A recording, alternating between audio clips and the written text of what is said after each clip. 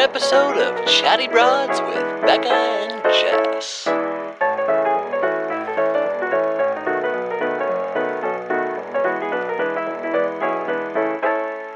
Well, hello, broads. Hi. This is like actually us in real time right now. This isn't us from the past. This is not us from the past. You're about to listen to an episode from the past, but we were like, let's come on here and chat for a second. How long ago did we release that episode of Gray and I's interview? I just looked. It was December 10th, 2019. Wow. 2 years ago. Over 2 years ago. 2 years ago. And you haven't re-listened to it, but I was just re-listening to it. And I was getting like, it was similar to when we released our original episode a couple months ago, but I was getting like emotional listening to it because it was like, this is a time capsule of you had just finished your first trimester being pregnant with Frank, and you two were sitting down having this conversation.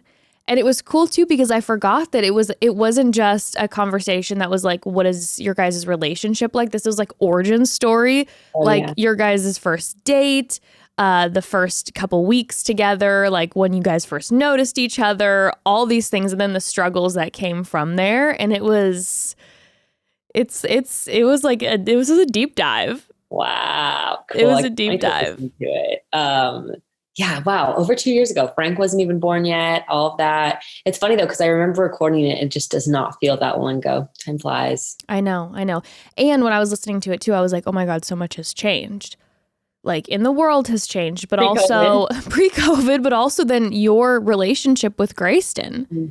Like it's so different now in so many different ways. And it's just, it's so interesting to listen to. So we're dropping that right now, broads. You'll listen to that. And then on Thursday, we're dropping the episode where you, Bekah, interviewed Evan and I. Oh my gosh. And that episode was like one of our first 20 episodes. So Lord knows. Really? Yeah. So, wow. So Lord knows how much has changed since then too. I can't wait. The broad spoke. Thank you all for letting us know what you wanted to hear about. And you said, give us the relationship origin story. So this week is a week of romance, relationship origins. Going into the new year. How was your Christmas? How was all that? It was good. You know, it was, I'm really grateful because everyone was healthy. So we were able to spend family time together. There were the good moments and there were the hectic moments. Were there some hectic moments? Was there any drama? There was some drama. Yeah, there was some family. It was, half of the family, it was all peace and love and the good times. And then the other half, there was definitely some family tension going on. And it was in a room with people which gives me massive anxiety, who all have a problem with each other, who aren't saying anything. Yeah. So they're all okay to be like top level. And I'm like, like cornering everyone going like, are you okay? Like what's really going on? Like give me all the drama, because thank goodness I'm not actually a part of it. So I was able to just kind of observe. This is what I always wonder. Why does everyone agree to get together then if there is literally like a rift? That's always an interesting one for me too, because I always think like, I appreciate the family part of it and like the sticking togetherness. But then at the same time too, like hello boundaries and like hello communication, like where are you at, And so my sweet husband, before it all happened, like the week before, was making all the phone calls to see if he could bring the communication together. And then they all kind of dogpiled on him. And he was like, well, I'm trying. But he tried. Oh man. Yeah. And then there was a situation where there is one relationship drama going on. So Evan and I spent one solid day basically being the in between, the therapist between the two people, and talked for hours to try to mend bridges. So it was a dynamic Christmas. Oh my God. Really stepping into the new year. Really that energy of like, all right, let's communicate. Let's mend what is broken. Okay, and broads, also speaking of energy launching into the new year, after the lounging with family, cuddling by the fire, watching all the holiday movies, a little bit of movement is the one thing my body is craving. And as we head into 2022 with Peloton, it's never been easier to get going. When you think Peloton, there's a good chance you're probably thinking about the bike. That's because no one does an at-home bike workout quite like Peloton does. The instructors, oh my gosh, they're so dynamic and motivating. I've tried other different companies that do at-home cycling workouts. It is not the same with Peloton. The music feels like you're taking a live class. They have so much like contemporary, they have so much to choose from in terms of music too.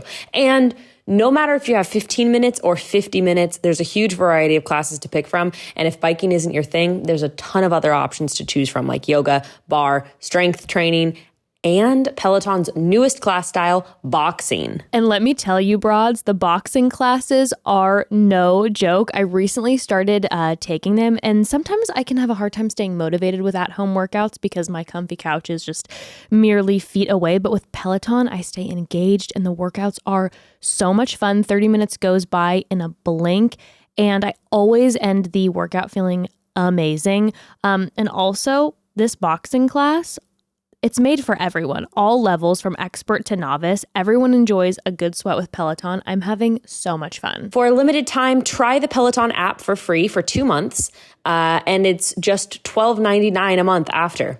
New members only. So visit onepeloton.com/app to learn more. That's 2 months free at onepeloton.com. Offer expires January 31st, 2022. Terms apply. I love the Peloton app, by the way. Even if you don't have the bike, the workouts are phenomenal. I love their guided runs. Okay, I'm done. onepeloton.com/app. How about you? It was pretty great. We did Christmas Eve. We always do Christmas Eve at my parents' house and like do big dinner, presents, like all the cousins were there, which is fun because like Ruth and Frank are now toddlers, and my sister-in-law and brother have 5 kids under the age of 8. So it was just like really fun just seeing them all together, and they were super psyched, and they were all dressed up, and it was really cute. And that was actually really fun. And then the next day it was like, we did like so much the next day. It was like going to my other grandparents' house, opening presents, having tamales and eggs for breakfast, going to my brother and sister-in-law's, hanging out with their kids until like 8 p.m. It was just like one long day, and it was kind of perfect.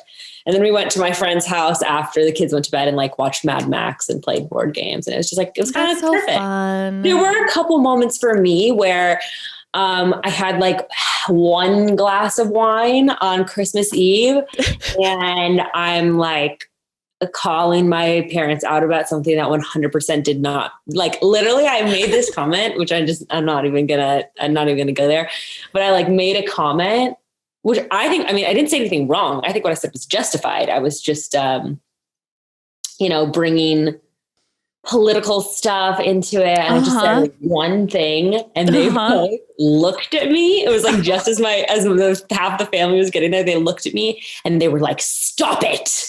Like, do not, Rebecca." And you're like, "Don't tell me not to." And I was just like, walking to the other room. I was like muttering out my breath, like, "Shut the fuck up, stupid." Oh. And there was like one thing about that. And then there's like another thing the next morning where my mom was like, "I love Hobby Lobby." And I was like, "You fucking bitch." No, I didn't say that. I was just like, oh my God. It was just, there was just some moments like that just sprinkled in. But yeah. Oh my gosh. So. I mean, it's not family without those moments, right? It's not without those moments. Oh my God. And then this is crazy. So yesterday then, by the way, I'm in Santa Barbara right now, which I'll tell you why in a second.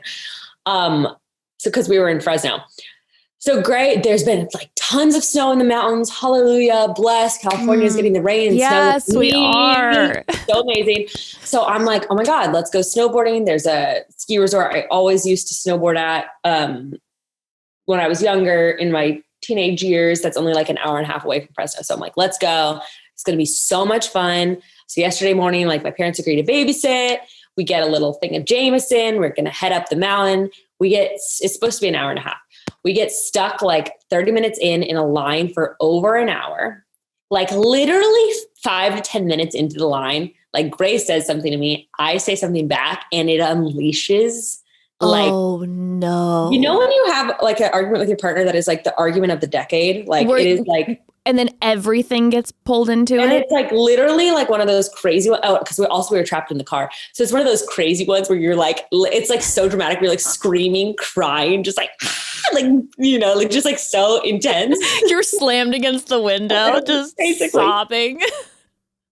Basically, at one point, I was like so like mad about something. I was just like, like hitting the door, like trying to get myself out. Basically, no. So then we were stuck in that line for over an hour, and we make it through the line because they're checking to make sure everyone has chains or 4-wheel drive. They just see that Grays has a truck and just wave us through, but like he doesn't actually have 4-wheel drive on his truck. Well, then we're in a bunch of traffic. Basically, long story short, we don't even make it. We start like fishtailing on like icy snow, whatever. And we're like, and time to turn around and go home. Oh, so we no. drove for 3 hours and then ended back in a Habit Burger parking lot. We had been fighting the entire time. Like it was so gnarly, so gnarly.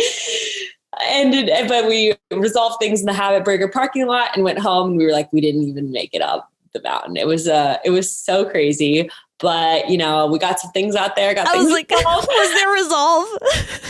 Got things resolved, moving ahead. That's good. Onwards and upwards. Was it one of those arguments where it was like truly, I'm like, oh, I'm glad I got all those things off my chest. And like, we did have okay. Because the worst. Pretty dramatic, but yeah, it did get resolved. Okay, that's good. Because the worst thing ever is when you get into a raging argument where there's no purpose to even having the argument and then nothing happens. Like Evan and I had that a couple weeks ago where we got into this massive fight about, we were both basically in shitty moods. And so we had a massive fight about nothing. And then we were fighting for hours. And then when you wrap the fight, you basically are like, I don't even know what we're arguing about. And I'm really not mad. That was so dumb. I just wasted all this energy. No, it definitely wasn't waste, thank God. But the bad thing about it was like, normally when we're at home or anywhere, like I've learned like if it's getting to a point of like unproductiveness or going in circles, I will like escape. Like I'll go sit in my car. I'll go like go take a shower. I'll like go in the other room. I'm really good at like, I'm going to separate myself because things are not going well. But we were just like trapped in this vehicle and it was just like chaos. You're like, throw me out into the snow. Let the White Walkers take me. We're watching Game of Thrones right now too. But anyway, and then so yesterday, as we're driving back down, I'm looking at like Caltrans, is like the California Transportation Twitter, and they're like, the Grapevine's gonna definitely be closed tomorrow and Tuesday, that's like the road broads where you like how you get back to LA from Fresno. Yes, and there is always drama on the Grapevine. Let's be honest. There's always drama on the Grapevine. Always. So that's like kind of the only way to get back. So we were like, fuck, because even that night it was supposed to start snowing. We're like, oh my God, we are not going to go and get trapped on the Grapevine at like 10 o'clock at night. So instead, last night, my family has a house in Santa Barbara. So my dad was like, okay, why don't you just go to Santa Barbara tonight? And then you can drive the rest of the way back home like tomorrow night and break it up. So that's why we're here. So now you're lingering. Well, now the big question will be, will a fight ensue tonight with the family? Because I always feel like it's the final eve that I'm at my home or Evan's home. We're alone here. Grant and I are alone here. Oh, okay. Then you're safe. Chilling. You're chilling. Okay, you're safe. Yeah. You're safe. Because it's the family night. It's always the last evening where I'm like, we got off pretty scot-free. And then I decide to drop a bomb, or Evan drops a bomb to bring up some sort of old trauma that we like to fight about with our families. I was pretty proud. I normally get in some sort of big dramatic fight with my parents about something, usually like really not that important, but it didn't happen this time. So, you know, look at us growing. We're growing. You're expanding. Anyway. It's a beautiful thing, honestly, a beautiful thing. It's the energy we need. It's the energy we need for 2022. Yes, because I am excited about 2022. Speaking of being excited about 2022, broads, please do not forget to join us. Continue to join us as we're dropping these old episodes that we don't have even out anymore. So we're giving them a little, you're getting a taste of them again. But make sure to join us January 6th when we are starting 2022 anew. And we are yes. Do you have any, actually I'll check in. We'll probably record a little intro before the episode on Thursday. Then I'll check in with you. Think about any New Year's resolutions if you don't have one already. Oh, I have quite a few. You're this is a year. I'm like, normally the resolutions for me, I'm like, it's just the beginning of a new year, whatever. I'll think of one or two things. I feel like this year, I'm like, girl, there are 1,000,002 things that I'm looking to change this year. Whoa. That's the energy I'm feeling right now. We'll see if it lasts for more than 2 weeks. You know what? 2 weeks, that's still better we're than 2 weeks. Cut to me in 2 weeks after Ember's been home for 3 weeks. And I'm like, I am too tired to change a thing. So I'm out and everything will be the same. But yes, broads, please enjoy this episode that was recorded December 10th, 2019. You're going to love it. This is a great one. One of my faves, to be honest. Yay. I know these are probably both of our faves. If people are like, oh, do your faves. Well, here they are. Here they are. They're about us. About us and our husband/boyfriend. Yes, the people we love very much. So enjoy, broads. Yeah, enjoy. Hey. Hi, broads. Hey, broads. What's going on? Hey, broads. Here we are. Grayston is here. Oh, yeah. Hi, First of all, Grayston. my boyfriend, Grayston Leonard's hair. He is here. They're holding hands. They're looking into each other's eyes. It's getting super uncomfortable for My me. hand's on his dick. Why am I not being invited?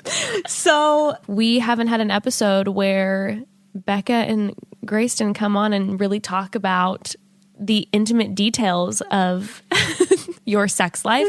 But like how you guys really started and how it's been post baby and now current baby. Congratulations. Thank you. So exciting. Can we talk about you for a second so that the broads like get to know maybe a little bit about you? give your bio. Give us a bio. My bio.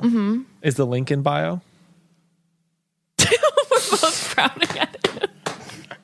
Oh no, here come the dad jokes. Okay, that wasn't even a good one. Okay, give your little thing. First of all, your name, age, sex, location. Hi, broads. My name's Grayston Leonard. I am 30 years old. I am a male. I am currently... What neighborhood is this? Well, we're in Glassell Park, technically. Okay, we're there. Yeah. Living in Long Beach now. New Long Beach natives. And business owner. New business owner. New dad. You have a lot of news in New your boyfriend. life. A lot of news. A lot of news, yeah. In the last, I think it's like 18 months, we've moved. Both of us have started businesses, had a kid. I'm actually like getting anxiety right now, like as we're talking about it. Oh my gosh, don't get anxiety. This is success. It's beautiful. It's true. Became a homeowner. Yeah. Your guys' life in the past year has been a wild ride. Yes. We've been on the adult train. No, that's the thing. I'm truly have. I'm getting anxiety because I'm thinking about like all the shifts that have taken place in the past year or two, and I started thinking about it. I'm like, that's a lot. Not that it's all good now, but thinking about that, all that we've been put through in the past, or that we've actually put ourselves through in the past year and a half, is like, whew. And you guys have handled it with a lot of grace. Truly. We were joking about that last night, actually, because we were both saying, like, with everything we have going on, like, I really lean on you. Mm-hmm. And then we were going, well, if we're both leaning on each other, like, where's this ship going? Because we both feel... You find out you're when just you're both going, drowning each other. Yeah, and you're like, I feel like I barely have everything together. I'm leaning on you, and then you find out they don't have their shit together, and they're leaning on you. Who's driving the bus? Yeah, I was like, oh, you're my safe place. He's like, you're my safe place. I was like, oh, it's like when the cops get in trouble and they're like, we gotta call the police, and it's like, wait, we are the police. Fuck. I think you guys can be mutual safe places. I suppose if two things are leaning on each other with equal weight, it shall stand firm. Yes. Oh, that's beautiful. Thank you. That's engineering. that is science. That, my friend, is geometry. All right. Well, let's start at the very beginning. A very good place to start. Can we talk about how you guys met? Mm-hmm. Okay. Tell us your story. I'll let Grayston start, and then I'll tell him From the both ways perspectives. When you first stumbled upon this woman, was it immediate love at first sight? Was it lust at first sight? Or were you kind of like, oh, whatever? The first time I spoke to her was at two friends' birthday parties. But talk about the first time you knew I existed. But I had just finished, I was training. We were just like, I was with my buddy Joel, and we were doing some exercises at the climbing gym. And I saw Bekah going into the yoga class. And I said, Joel, I'm going to take yoga today. Okay. And then I sat a couple mats away from Bekah and didn't speak to her. But you had the eyeballs But I on. was seen by Bekah. Okay. You spotted him that day. I already knew he was around. Okay. I mean, because I'll tell my side of it is that one of our friends dated Gray. And so I already... T. I wrecked their relationship. No, I'm just kidding. Okay, broads, before we dive headfirst into the life and love story of Bekah and Grayston together, I know I speak for a lot of people when I say that the hustle and bustle of life, as much as we all hate it at times, can be addicting. Sometimes I'm so go during the days that when I lay my head down to sleep at night, my mind is still doing 1,000 miles per hour, okay? And relaxing ends up being the hardest task of the day. But recently, I've been unwinding at night with Dipsy and having the best time. Oh, Dipsy's all about less pressure, more pleasure, baby. I think that's something we could all stand to hear this time of year.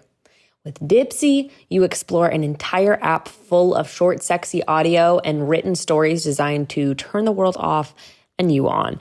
And no matter what you're into, trust me, no matter what you're into, Dipsy will help bring your fantasies to life anytime, anywhere. All you have to do is pop in your headphones, relax, and let yourself sink into a world of pleasure. With hundreds of stories to choose from and new content being released each week, you're never going to run out of things to explore, I promise. And while you're browsing the app, be sure to check out all of the other goodies Dipsy has to offer, like wellness sessions to help you wind down and sleep sessions to help you drift off, sleep longer, and wake up more well-rested. I have been falling asleep to Dipsy sleep sessions lately because I was having a hard time sleeping for a while, and they are helping. Let me tell you, they are helping. I've never slept better, okay? For listeners of the show, Dipsy is offering an extended 30-day free trial when you go to dipsystories.com/chatty. 30 days of full access for free when you go to DIPSEA, like a dip in the sea, stories.com/chatty. dipsystories.com/chatty. Okay, so one thing I really don't like about going to the store is the sheer amount of options we have nowadays, especially when it comes to natural cleaning products. I mean, don't get me wrong, I want to buy natural cleaning products that are better for my family and better for the planet, obviously. But when there are 25 options just for surface cleaner and all of them say they're natural, sometimes it's hard to be sure you're choosing the best one, right? That's why Jess and I both have switched to Blueland natural cleaning products. I love Blueland. The idea is so simple and so genius. You buy the bottle once, you refill it forever. No more plastic waste. You know for sure you're getting a quality natural product every time. So once you purchase your Blueland kit, you just fill the bottle with warm water. You pop in one of the hand soap or spray cleaner tablets. Within minutes, you have powerful and effective cleaning products ready to go. I bought my first kit in the lavender eucalyptus scent that makes the whole house smell so fresh and so amazing. I also can't wait just to try out all their other scents. I'm really looking forward to trying their iris agave scent. Plus, when you use Blueland, you'll start saving big too. Blueland's bottles start at just $10 when you buy a kit, and their refill tablets start at just $2. Compared to the $5 or $6 per bottle you'd spend at the store for natural cleaning products, Blueland is a steal. But Blueland is offering an even better deal for our listeners. Right now, you can get 15% off your first order when you go to blueland.com/chatty. That's 15% off your first order of any Blueland products at blueland.com/chatty. blueland.com/chatty. No, our friend Zoe dated him casually on and off for they were like hooking up for like a year. But I knew she and I were friends, so we had gone on a climbing trip, and she's like, yeah, I'm hooking up with this guy, but I'm also hooking up with this guy. And then she was showing me photos of both of them. I was like, wait, he's so hot. Grayston had like really long hair, and I was like, he's so cute. And I actually even remember, I was like, how do you find guys like this? And she's like, oh, he just like climbs at the gym. Like, she's like, yeah, he's great. And then they broke up, and I kind of heard of that whole dramatic story. And yeah, I mean, I never. And then you trotted into yoga and acted like you didn't see him looking at you. This is the thing. Then after they kind of broke up, I was she peacocking. She was sort of the thing where she's like, "Oh, I can like introduce you guys," and I was like, "No." But then also what I heard from a lot of people is like, Grayston, like one of your, like Roxy said this. She goes like, Grayston's great. I just wouldn't want any of my friends to date him. Oh shit. Because she was like, he just has an inability to commit, and it's just going to put you through hell. Okay. Kind of thing. Okay. So I was like, so you're like, ooh, challenge time accepted. to get this dude to knock me up. So Becca's like, little do you know, I have a game plan. I have a long-term vision to lock his ass down. No, so of course You're gonna put multiple babies in me. I mean, we're gonna talk about this in a couple. Yeah. We already recorded an episode with Pete Rollins, but we talk about in a future episode that hasn't come out yet, Broads, about like the thing that you can't have and this sort of like obstacles in a relationship. Mm-hmm. So of course, if I hear women say that no one can get this guy to commit, You're like, I will break him. Isn't that funny? I will make him love me. creepy, honestly, but Yeah. but I'm sort of like, okay, how can I prove myself to myself and say like, I can bag any man? Of course. Of course, right? Naturally. I feel like everyone. Yeah. That's the backbone of our relationship, was the challenge. Well, I mean, It was that's- about, I think a lot of relationships start that way. yeah. But you guys have just been in like a constant whirlwind. Oh my God, a constant challenge in a way. Yeah. Well, so anyway, I sort of knew who he was, and yeah, I saw him. I saw him walking towards the workout room and then make a quick left into the yoga room. Okay, so I you knew. Oh God, what a good feeling that is. Right? I was like, I got locked him. this in. Yeah. The funny thing is, we both talk about the similar feeling we had where like I had been like celibate so far that year, and it was like, granted, it was like a month into the year. It was literally January, but I was like, I am celibate. but I was like, I am on, it was like after The Bachelor, I was like, I'm on the single train. I'm doing me. Like, and I remember I was like, should I go up and like introduce myself to him? And then I was like, no, you know what? I've got a good thing going. I no need to distract myself like with a guy right now, honestly. So I was like, no, I'm not going to introduce myself. And then Gray, you said you sort of had like a similar. well, yeah. So I was basically after dating Zoe, my friend was like, you need to focus on your business and stop focusing. Not girls. focusing, but he's like, girls are definitely a distraction. Sure. Because dating can be a really big distraction. And he Yeah, it was takes like, up a lot of your energy. he's It like, really if does. you applied all the energy into, pursuing your something dreams else. like you do pursuing women. he was like, you'd be down. And I was like, oh, that's sage. Yeah. So I'm going to do that. And then I was like, But you didn't gotta talk have to some romance. But you didn't Yeah. talk to me that day either. You said kind of because of that. Like you sort of were like, You just enjoyed seeing her. well, no, dating is such a, I don't know. it's a dance.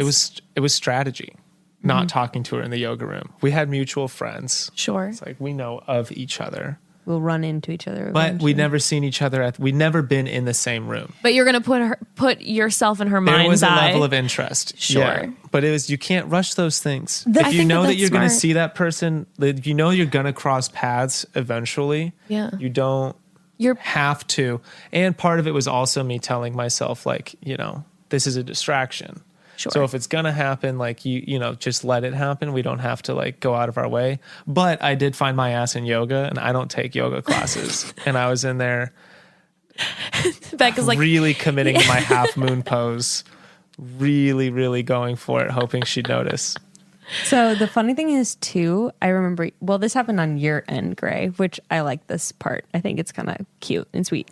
Didn't Joel tell you he went on a climbing trip with me? that I was on? Yeah, well, so yeah, one of my friends was like, "Oh, we went on a climbing trip with this girl. I think you'd actually like her." And I was like, "Oh, cool." And then Didn't someone show you a picture of me too on Instagram? yeah, it was a good pick. No, I mean like it was sort of kind of like someone was. She's over. No, I'm saying like someone was sort of already talking me up to you in a way of like I think Stacy was showing you pics. It's sort of like a not like matchmaking, but it's sort of friends being like, "Oh, you guys should meet." Which is, by the way, like my most favorite way. I mean, if I was a single person, I'd be like, I want to know that like my friends are like, this guy's a good guy. Like you should talk to him. Cool. Like whatever. But I'm not like, and it fits like everyone has an idea like when you're dating around of the idea of the person you want to fit into your life. Course. So if we've got this big hobby that's sort of a defining facet of who you are, you want there to be that connection. So it's like, hey, there's this really cute girl. I think you guys would get along, and we already go on all these climbing trips as friends. Right. You guys have just never been on the same trips. It's like, oh yeah, that's a good. I would be interested in meeting this person, So who asked who out? Wait, I like the idea. It would have been, I sort of wish that we had gotten to go on a climbing trip not knowing each other. And then you would have made love for the first time in a tent. Yeah, it would have been a lot of fun flirting. Yeah, it would have been one of those trips where like you go on a trip with a group of friends and then there's two people just like cupcaking the whole time. And it's like, get the fuck out of here. Cupcaking? You never heard the term cupcaking? I'm unfamiliar. I'm assuming you're like flirting and cupcaking PDAing. would be like when you're with a group and there's like one couple and they're just like coupling it up super hard and it's not that dynamic and it's just like, great guys, so happy for the two of you, but we're not here for that. But like I love that when like I have two people that I know and they like are meeting and first maybe cupcaking. I don't like it when people have been dating for like a hot minute and they're just like if me and Gray right now, like I was just like softly kissing his ear as we're doing this Becca, podcast. I literally that's disgusting. can't. But that's like I have numerous friends who'll do that and just be like, stop, like that's inappropriate. Like you guys live like together. Teenagers. I'm trying to talk to like you guys, and you're like, I mean, she is doing that right now, just so everyone knows. She's been making out with his neck I'm the just whole like stroking his inner thigh. Like, ew, dude, that's so weird. Why do people have to be like that? Why do people have to be like each other like that? Remind you that they're there. Seriously, disgusting. So we went to the party and Grayston almost didn't go because he was super hungover, but then he decided to go. I actually kind of thought he might be there. It's all those other things. Of course. Like, that's so fun. I hope that guy might show up. Yeah. And then he showed up and started talking, and I was like, this guy is kind of weird. Like he kind of has like sort of a serial killer look in his eyes when he's talking. Like 'cause sometimes when Gray's really intense, he's sort of like staring and doesn't blink and is like talking and doesn't. We've worked on this, but sometimes when Gray gets going, he like you don't really get a word in the conversation. And then I was just kind of like, well, he's really hot, so like, and I guess he has something interesting to say. This guy's kind of weird, but like whatever. So I don't really care. I'll still hook up with him. But it wasn't like it. You guys talked for the first time, and it was like, oh, this is something magic. No, I didn't feel that way. Sorry, Gray. Gray, did you feel that way? Of course. Of course. Like, what am I supposed to say? Don't want to seem like a loser and say yes. To the question of who asked who out. Okay. Neither. Basically, like we were. We had to be cool. Had to leave without asking her out. Well, we did sort of. And she came trotting out with her bowl and was like, "Hey," because it was like a potluck kind of thing for a friend's birthday. So I'd like brought something, and of course we like stayed the longest, and we were like talking by the fire, and didn't realize everyone else was gone. We were just okay. So yeah, there was definitely a connection. I guess I was just sort of hoping he would ask me out because I was just. I don't know. So anyway, please. So then, my friend was washing my pasta bowl and Grayston was walking out the front door and I was just like, fucking wash the pasta bowl faster. Like, I've got to get out there before he leaves. God damn it. She wanted to hang out, but I had plans. No, so I was like, what are you doing tonight? Okay, so were you... We were definitely at the point where desperately trying to hang out with me. So were you wanting to go on a date with him or were you wanting to have sex with him? I was wanting to start a beautiful romance with him. Romance. Okay. No, I was wanting... I mean, I don't don't know. It's like one of those things. I was going to like laugh and just say I wanted to have sex, but you know, it's one of those things where like you meet a new person and it's like interesting and you don't know what's going to happen. Yeah, of course. So I don't think I had any idea in my head if like I wanted to date this person, if I wanted to just sleep with him. Definitely explore it. But wanted to It was explore like- it. Got it. Like it would be fun to like go to a movie together and like see what happens. Like you know pretty quick if you're going to be like, this is, would I want to see this person multiple times and figure it out? Or is this just like an absolute thought? Right. Okay. I wasn't sure if it was going to go. Yeah, but it's just like, you know, It was I want to worth hang out with being you. like, we talked for a few hours. I would now like to hang out with you outside of a group setting and see like, is it going to be just crazy awkward or are we going to actually have fun? Right. An alone moment. Yeah. And then it was just kind of hit it off. Well, so then we exchanged numbers, but then Grayston texted me like that night and was like, cause he said he was busy. He had made plans with friends and he texted me that night and was like, would you like, yes, it was. Yeah, he was like, I mean, it was nice because I love that. I had been dealing with like back and forth of like guys where they would just like place like older guys too who are like 35 who would play games and like wouldn't respond for like 7 hours. And I'm like, dude, I know you have your phone. Like, why just fucking text me back? Like, I'm not trying to be like in junior high and text back and forth all day. I just want to like some communication. When you have a connection with a guy and later that evening or like a few hours later, you get a text message that says like, hey, it was nice talking. Such a turn on to me. The great thing is that Gray was never like, he was never wanting to have a text conversation, but it was like, what are you doing Tuesday night? And I was like, I'm free. And so he was like, okay, do you want to go to Apple Pan? And I was like, well, at the time I was gluten-free, vegetarian, and dairy-free. So I was like, burgers and apple pies probably not going to work for me. You're going to have to take me to a farm and give me produce. If you guys haven't been to Apple Pan, you should go to Apple Pan. I've never been. It's really good. So then he was like, okay, well, and this was really sweet too. He was like, well, then in that case, why don't you come over and I'll cook you dinner? Oh, I remember hearing that. You know? Yeah. So I'm like, okay. Impressive. So I show up on Tuesday, and first of all, like your little house, the front house, which I don't know you ever saw, of it was the front house of our old apartment because there was 2 units, and like the doors were all open, and it was kind of this it just felt like this funky like ramshackle house with all these vines all over the place and like weird stuff all over the walls, and he's just cooking, and I really liked it. It was totally my vibe, you know. And so he made me like some really good like seared tuna with like rice and kimchi and like all this, you know, I don't know, whatever he made. Something good, something interesting. And I was like, okay, sous chef Grayston. I remember when you first told me about Gray is the first thing you were like, oh yeah. I'm like, what'd you guys do? Because I think when you and I talked, you had gone on 2 dates, I think. Well, and then we met and you told me about that Harry's birthday, right? Yeah, that was short. Yeah. I don't think she was. I met you and Evan at Harry's birthday. Oh. Well, anyway. That was, Yeah, Yes. so and then that date went well, and then I ended up spending the night. And that actually was like a really nice first date, and it was really cool. Oh my god, do you know what I wrote in my journal? Because I was journaling a lot at that time.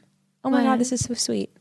I wrote it it was the next day, and I said, wow, I can't believe I wrote this. It's crazy. I said, I don't know him. I'll have to find it because I have the journal. I was like, I don't know him, but like, I love him. Like, I just know that I love him right now. Well, I wasn't typing. I wrote it. Yeah. I was like, I don't know him, but like, I love him. Like, I love the person that he is already. And I wasn't like in love with him, but I was like, I love him. Yeah, I love like the person that he is. Like so you I had said, like your lightsaber in your closet, and like you were just so you. I remember, like I said, when you first you'd been out on 2 dates and like you were speaking very warmly of him. And I remember thinking like you and I didn't know each other super well, but when we would get together, you were just kind of like, we would always just kind of fuck around and joke and just be like kind of, I don't know, we'd be like salty and whatever. And then you talked about Gray and you've been on these 2 dates. It was a very warm, like, you were like, yeah, I don't know. I like him a lot. Like, this is the thing. I haven't throughout all of our journey, and I'm actually not joking when I say this, I haven't always liked Grayston, but I always loved the person that he was. Like, and I always knew that I could trust the person that he was, and that I loved him for just being him throughout all of it, even though there was a lot of times where I didn't like him or didn't even like want to be around him sometimes. Yeah, I mean, I think that's a big lesson going through relationships like this is you're not, I mean, if you talk to your parents or like someone who's been in a really long relationship, honestly about it, it's probably like 50-50 split in time spent with someone where they're like, yeah, half the time you love them. Yeah. And half the time you might like, I mean, not the total, obviously you wouldn't hate them, but there is a point where you're just like, they get under your skin, they frustrate you, you fight, you don't see eye to eye, but then it's like, yeah, you maintain that. You love the person that they are. You still love them. And so I felt that way since like we started, pretty much since I met you. And then after that date, then Grayston, like, again, he like followed up like the next morning. I was like, that was great. And he was like, what are you doing Sunday? Do you want to come to my parents? And like, they have a horse and like a hot tub. You went to the parents? Well, the parents were out of town. Oh, okay. I remember photos from this. Yeah. I was like, there was a horse It was my involved? bachelor date. And he didn't even know. He had never watched The Bachelor, and yet he took me horseback riding into a hot tub up in the mountains. Weird, right? That's some weird destiny shit. That's what that is. You were the correct fit. That's crazy. That's really crazy. But the fact that he made it up, not like some producers made it up for me, like Grayston made it up for me. How where do we go from there? how many dates had you guys gone on until you found out you were pregnant? Well, actually, Or like, I know you might not have the exact number, Not but that many. no, Gray. But remember, I don't know if you remember, like we actually surprisingly did a lot in the first couple months. Well, we did a lot, but like going on dates. just spending time together. I'll give you some.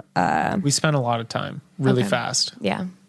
Yeah, as I've gotten older, like more of my relationships have been like that. Interestingly, like Well, so I was talking about this with her a few weeks ago because I was thinking about it. Like we did a handful of trips together, but she had also just come off the show and she was doing like a lot of guest appearances and speaking events and stuff all around the country. traveling a lot. So Yeah. Becca would be in town for 2 days or 3 days. And you'd go hard to the paint We'd for go 2 hard days. in the paint for that entire time. It was like, okay, we're going to do that. And then she'd go away. And that was like when we'd go or when I would go see other people. And then she'd come back and it was like, well, she's going to be gone the other half of the week. So I'm going to try to see her as much as I can while she's here.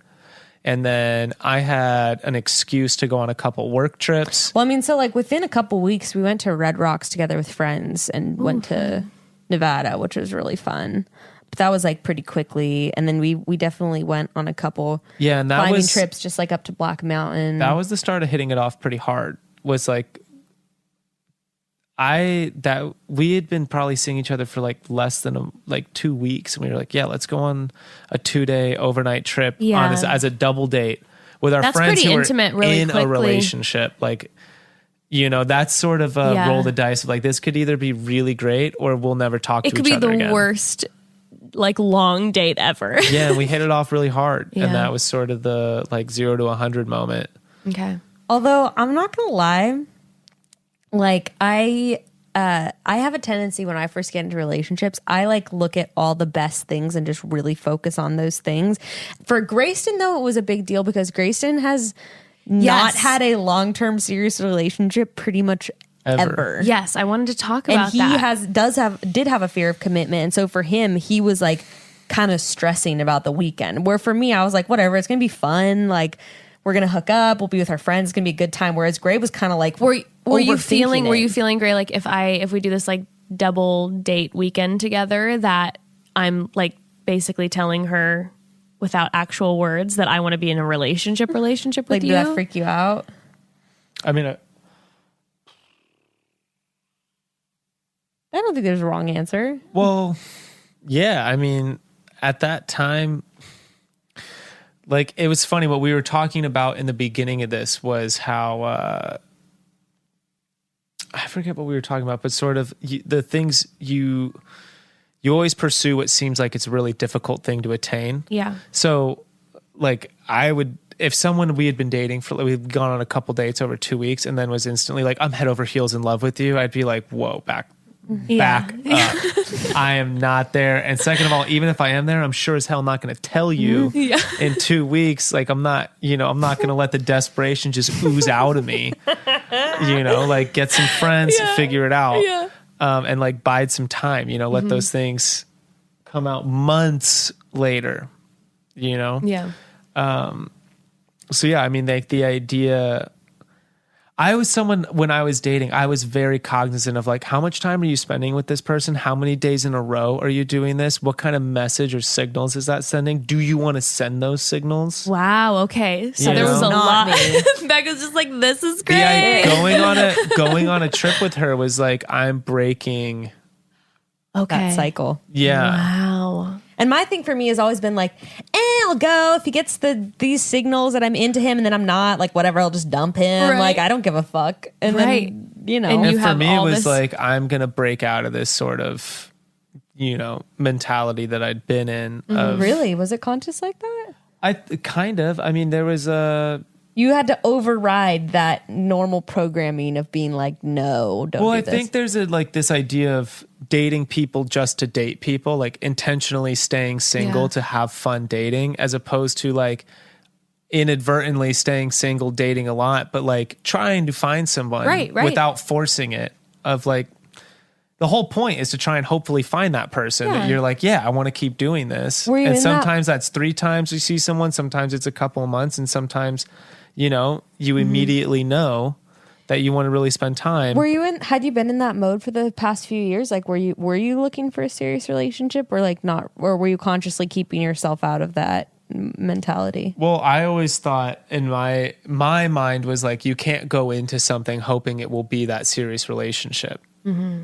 It was more just like, go into it, have some fun, and see what the hell happens. And like, but actually see these people for who they are. Yeah. And at a certain point when you're like, you do think about it. Like for me, if I would went on a date with someone and I had a really good date, I'd be sitting there in the kitchen with them being like, wow, this could be like my wife.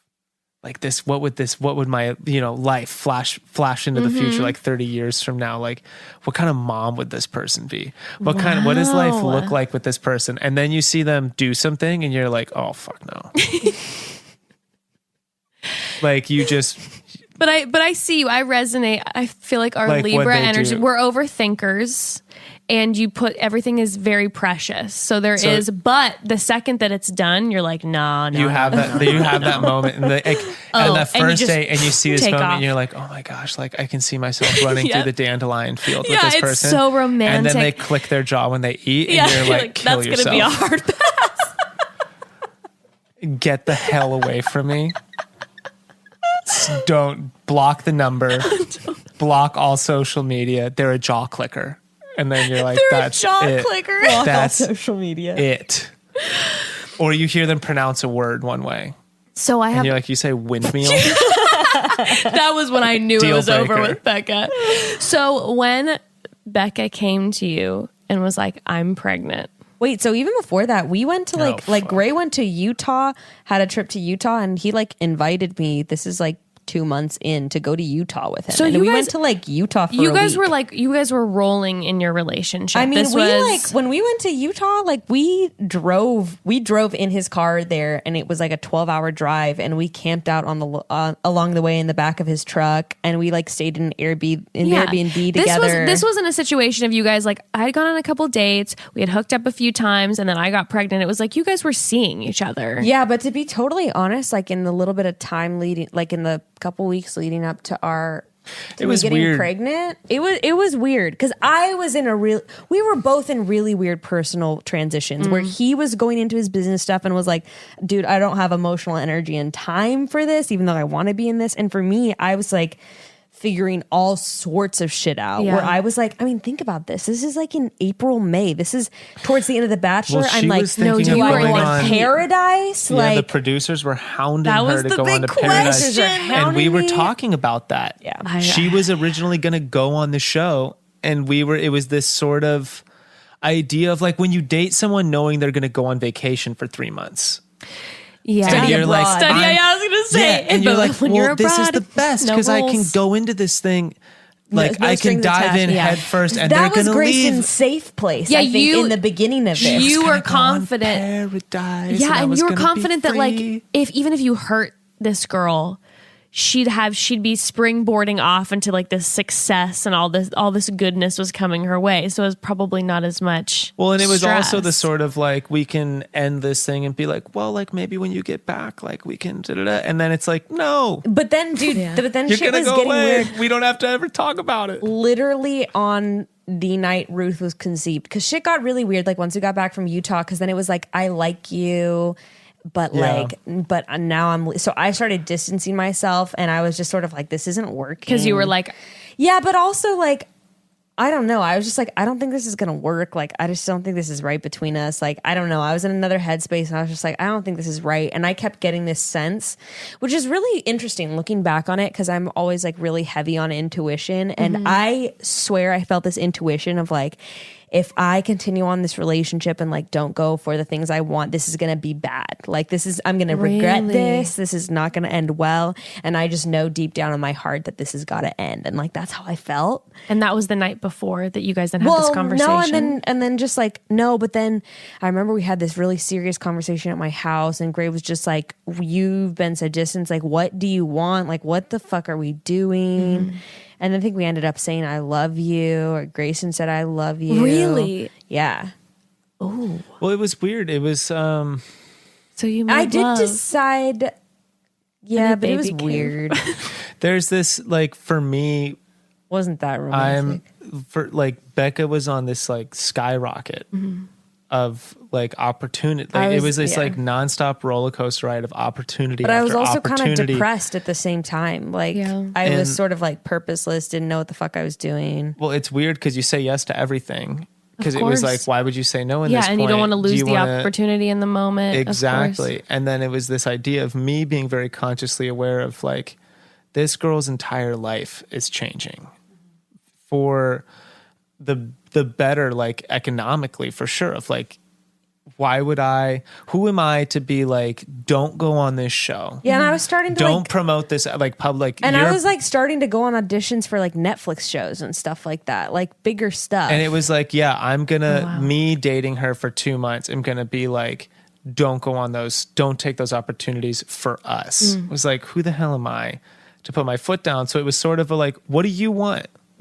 What do you want to do? I'm not going to tell you to go on this. I'm not going to tell you to stay with me. It's like, you either want to go on the show more than you want to stay with me, or you want to stay with me more than, like, you're willing to just figure it out, but just know what you want to do. And so that was like really emotional and like snotty nose and tears and stuff. And then it just was all weird, and it all kind of sucked, honestly. And Yeah. at that time, and then I got pregnant, and then then it really sucked. and then it got super real. Yeah. And it really sucked. Yeah. So when Bekah told you, were you guys together when you found out, or did you call? No, I called. He was at work. I was in my apartment. Did you call right away? Yeah.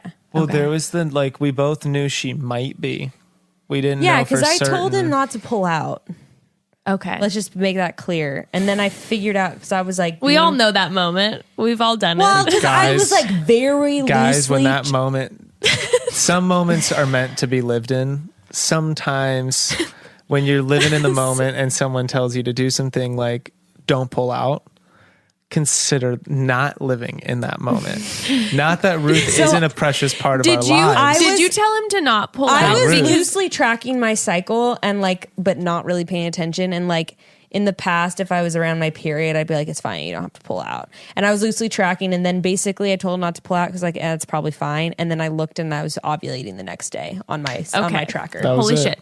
Can I ask a question of, did you tell him not to pull out because you were enjoying the moment and wanted to have the full experience in that way? Or when you're talking about your intuition, was something like going on in the back of your brain that like you feel like, no, I'm not saying in like a weird sabotaging way. I'm saying I like, think there was a really weird part of me, and I think this is actually part of the reason why we didn't take Plan B, even though like I've taken Plan B before. I don't have anything against it or anything Right. like that.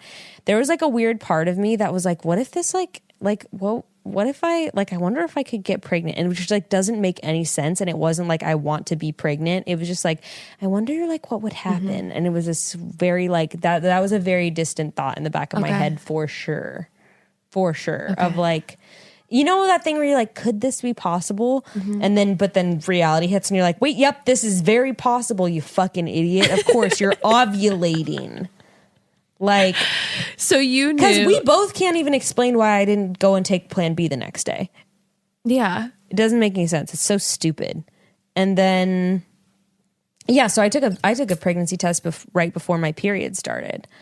And I got BFP, as they call it on the interwebs, the big fat positive. Oh, yeah. Yeah, no, we were trying to figure out what that meant when I was looking up if I was pregnant or not. So, I called Gray. I honestly, I mean, we kind of talked about this last time. I really don't want to get into those first few weeks and all that kind of stuff, because it was honestly like, looking back on it now, especially being pregnant again, it's traumatic. It's traumatic. It's super traumatic. Like when you, it was so hard for us in our relationship moving forward, because like in a way our trust for each other got sort of like broken, where like, I don't know how else to describe it. It was like we just didn't trust each other. Like I didn't trust the way, like in the ways that he reacted towards me, which were pretty normal. I mean, it wasn't anything crazy. And then like in the way he felt towards me, of me making a decision that he didn't have any control over. It was just like this lack of trust in a way. It's also, for me, a big thing was, it's like this moment, you're not allowed to be selfish anymore. Yeah. Like if you're just in a relationship with, you know, and no shade to anyone, but if you're in a relationship without a kid, like you still have your own life. Of course. You still, like, as much as that other person is in it, like you do. It's you still have your own life. You legitimately have freedom. Like for people with kids, looking at people in relationships without kids, you're like, oh my God.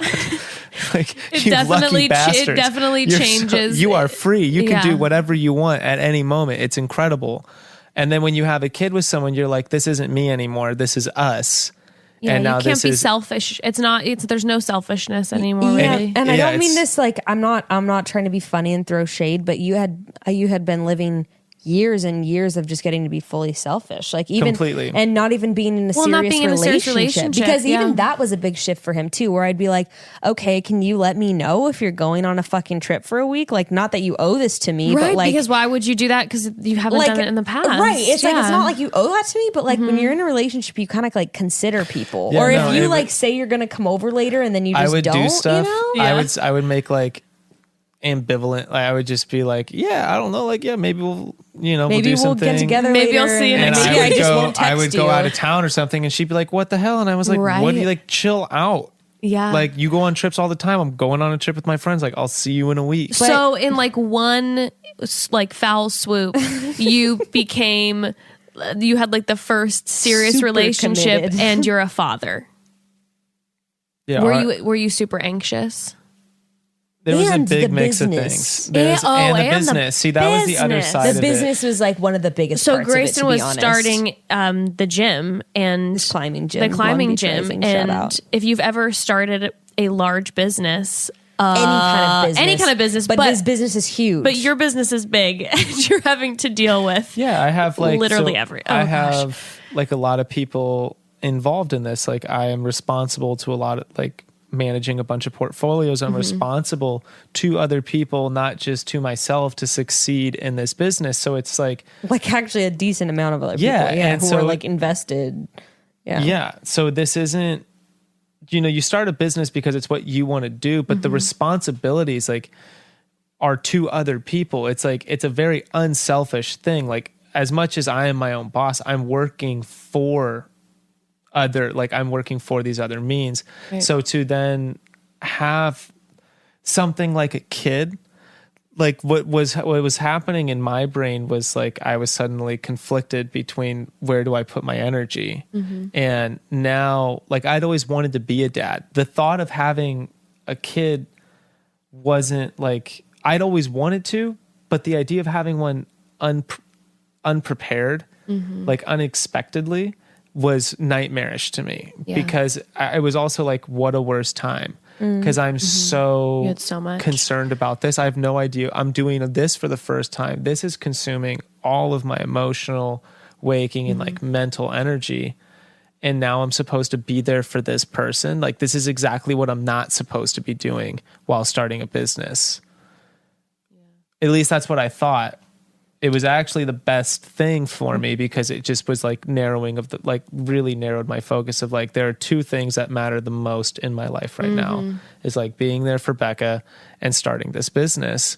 And it was sort of like weed out all the BS and all the distractions. I don't even know what was going through my head. It's just like that. It was like navigating fucking Instagram and navigating bachelor shit and navigating business stuff and then relationship stuff and then like motherhood stuff. It's just crazy. I mean, the thing for me is the chillest thing going on for me last year in 2018 was the baby shit. Like, I never had a doubt in my mind about like and I actually told Gray when I got pregnant, and he was just like, well, like, what about all these opportunities ahead of you that are going to like disappear?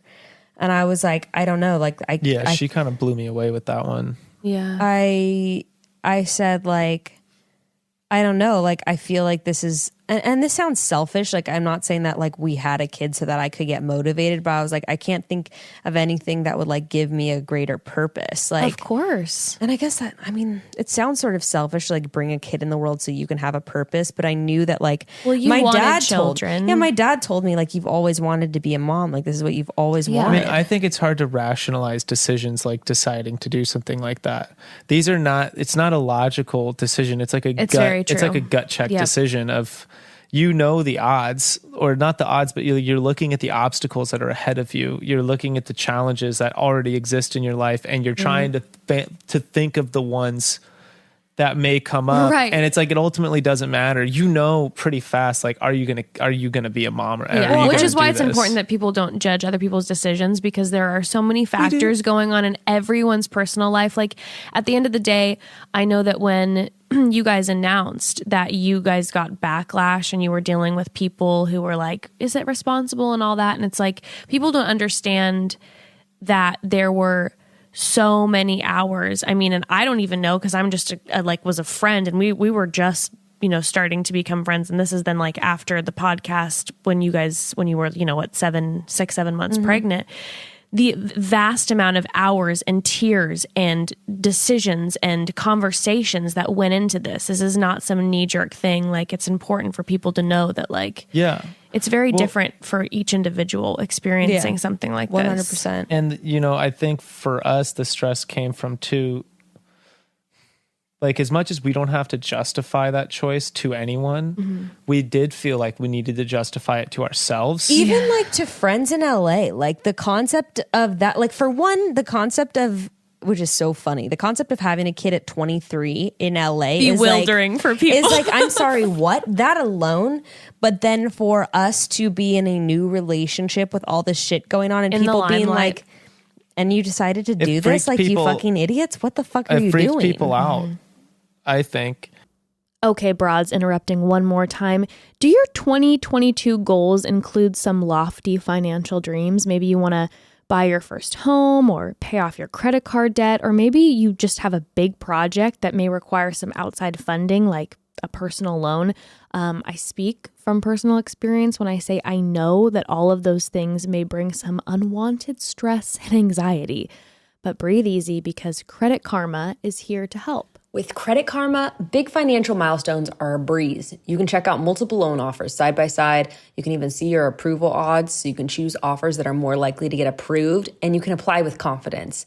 So once you have your loan, Credit Karma can help you track your progress as you pay off your debt, and they'll even let you know if the option to refinance and save becomes available to you, which is awesome. Users that choose their loan with the help of Credit Karma save an average of 30% on interest rates, and the best part of it all, using Credit Karma is completely 100% free, okay? Making an account on Credit Karma takes just seconds.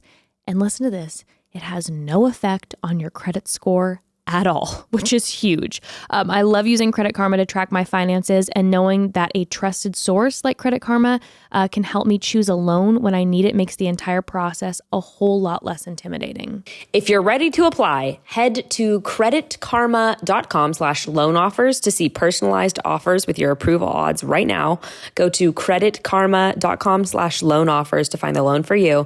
That's creditkarma.com/loan offers. Okay, so I discovered this next brand actually at a very cute baby shower that I went to recently. They had a bunch of bottles of delicious rosé and Sauvignon Blanc, and I asked the host about them, and she told me they were actually non-alcoholic wines from a company called Shirley. Shirley is the first non-alcoholic wine for wine lovers that actually tastes good. No, really, I have tried a non-alcoholic wine before, and I will just say it.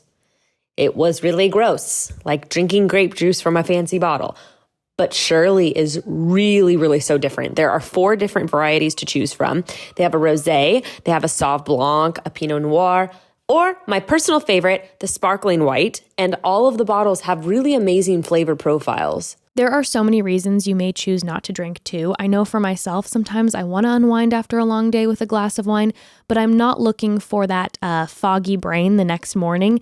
And that's when I pop a bottle of Shirley Rosé. And let me tell you, I get all of the delicious flavors of the rosé without the alcohol part, which to be honest is what I've been looking for lately. Chatty Broads listeners here can visit highshirley.com/chatty and use code chatty to receive 20% off all Shirley products. That's spelled HISURELY.com/chatty and use code chatty for 20% off.